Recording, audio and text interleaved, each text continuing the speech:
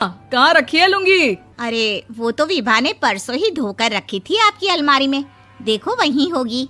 वो ना मैंने आज धो दी, मुझे लगा कि गंदी हो गई होगी। अरे कैसे गंदी हो गई थी, उसे तो मैंने पहना भी नहीं। हे भगवान, इस लड़की के कपड़े धोने की आदत से परेशान हो गया हूँ मैं। जितना तो घर में राशन नहीं आता उससे कहीं ज्यादा डिटर्जेंट पाउडर का खर्चा है। इसकी शादी करवा दो, शादी जाए अपने घर में ही करे काम, फिर चाहे घर के कपड़े धोने हो या पूरे गांव के। हाँ ठीक बोल रही हो, देखता हूँ मैं कोई लड़का। वो दिन भी आ जाता है जब विभा को देखने लड़के वाले आ जाते हैं। लड़की मुझे अच्छी लगी। होने वाली सास कहती है, बेटी अगर कुछ पूछना है तो पूछ लो। वैसे तो हमारी लड़की बहुत ही शर्मीली है, जो बोल दो वो मान लेती है, इसे क्या पूछना होगा। अरे कैसी बात कर रही हो माँ, मुझे इन लोगों के घर रहना है, सवाल तो कई है। हाँ हाँ बेटा पूछ लो ना, क्या पूछना है। आप लोगों के घर कपड़े कौन धोता है? सास का मुंह बन जाता है। देखो अगर तुम ये कहना चाहती हो कि तुम्हें कपड़े धोने नहीं आते तो सुन लो, कपड़े मैं ही धोती हूँ, लेकिन तुम्हारे आ जाने के बाद मैं रुमाल तक नहीं धोऊंगी। अरे चुप रहना भाग्यवान, बहू बेचारी घर आई नहीं, उसे डराना शुरू कर दिया। वो क्या है ना बिटिया, अभी तक तो ये कल्लू की माँ ही धोती थी, लेकिन अब तुम्हारे पापा तो दहेज में वॉशिंग मशीन देंगे ही। तभी विभा की माँ बोल पड़ती है, सवाल भी पूछा तो क्या। वैसे भाई साहब, मशीन की तो फिर भी कपड़े धोने की कैपेसिटी होती है, मतलब जो बिटिया दे रहे हैं ना विभा, इसे कपड़े धोने का बहुत शौक है। ये आप लोगों के क्या आस पड़ोस गांव मोहल्ले सबके कपड़े धो दे और उफ तक ना करे। बाहर देखा नहीं आपने कितने कपड़े सूख रहे हैं, सब हमारी बिटिया ने ही तो धोए हैं। बस भी करो ना माँ, शर्म आ रही इतनी तारीफ सुनकर। और तो और एक दाग निकाल कर दिखाओ तो मान जाओ। हाँ अच्छा अच्छा, माफ करना बेटा, मैंने गलत समझा, हमें तो रिश्ता बहुत पसंद है। और ऐसे जुड़ जाता है रिश्ता कपड़े धोने का शौक रखने वाली विभा का। उसकी शादी हो जाती है कोयला फैक्ट्री में काम करने वाले कल्लू के साथ। शादी के बाद अचानक विभा चिल्लाती हुई सास के पास आती है। सासू माँ, अरे सासू माँ कहाँ है आप? ये तो धोखा है, धोखा दिया आप लोगों ने मुझे। इसे ससुर के चक्कर के बारे में पता चल गया। अरे तो उसमें तुझे क्यों धोखा मिला है? अरे नल में पानी नहीं आता, कपड़े कैसे कब धुलेंगे? अच्छा अच्छा, तू पानी नहीं आ रहा उसकी बात कर रही है। तो आपने क्या सोचा? कुछ नहीं। अच्छा तेरी माँ ने कहा था कि कपड़े धोने का शौक है तुझे, याद आया मुझे। शौक शौक बोलकर कपड़े धोने वाले मेरे जुनून को कम ना आके सासू माँ, कपड़ा धोना मेरा गुरूर है।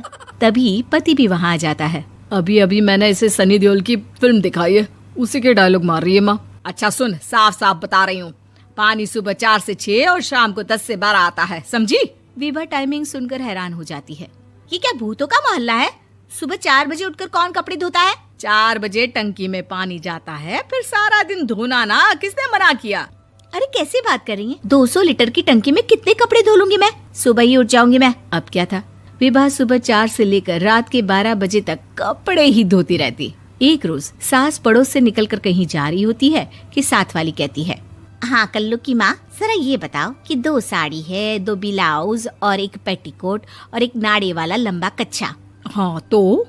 अरे तो क्या, कितना लोगी धुलाई ये बताओ। धोबन दिख रहे हैं हम क्या?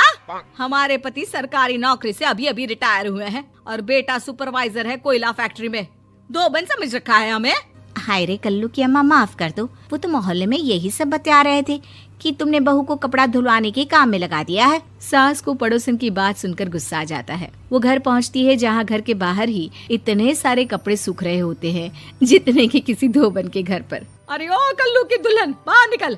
माँ जी यहीं आ जाओ, बाथरूम में चादर धो रहे हैं हम। अरे अभी हम धोते हैं, तुमको बाहर निकलो। ये आस पड़ोस वाले बोल रहे हैं कि हम बहू से कपड़े धुलवा धुलवा कर उसे कपड़ा धोने वाली बना दिए हैं।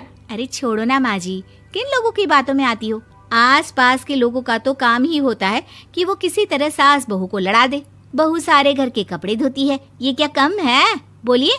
सास को भी लग जाता है कि वो बहू का ये सनकीपन नहीं छुड़वा सकती, इससे अच्छा है कि खुद ही चुप हो जाए। एक रोज सास और बहू मंदिर जाते हैं, जहाँ सास की साड़ी वहाँ खड़ी भीख मांगने वाली से मिलती है। माँ जी क्या बात है, आपकी साड़ी उस भिखारन से कितनी मिल रही है ना? हाँ हाँ देखो तो, दोनों की साड़ी मिल रही है। क्या बात है कल्लू की अम्मा, तुम खुद को तो अफसर की बीवी बताती हो और ऐसी सिंपल सी प्लेन साड़ी पहनकर घूमती हो। सिंपल और प्लेन नहीं है ये साड़ी। तो क्या सोने के धागे से फूल बने हैं? कुछ भी सासू माँ, कुछ भी। हाँ, बने थे इस साड़ी में सोने के धागे से फूल। मेरे पति लेकर आए थे मद्रास से स्पेशली मेरे लिए 10,000 की। ताहे भाई साहब इस भिखारन के लिए भी सेम टू सेम साड़ी लेकर आए होंगे 10,000 की।